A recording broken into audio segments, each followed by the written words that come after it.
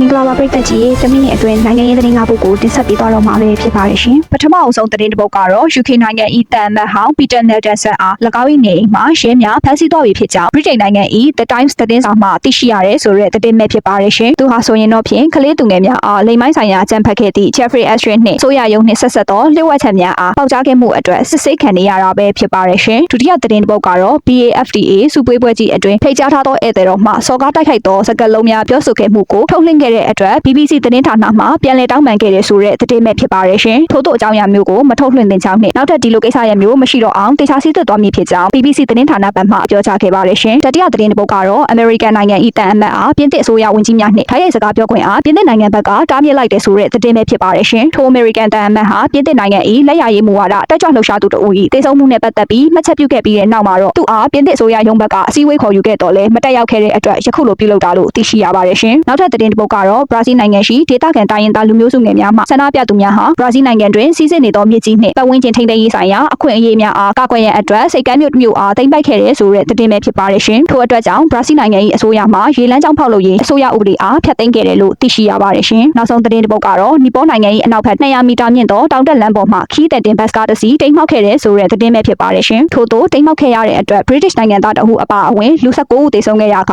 လူ25ဦးအထိဒဏ်ရာရရှိခဲ့တယ်လို့သိရှိရပါတယ်ရှင်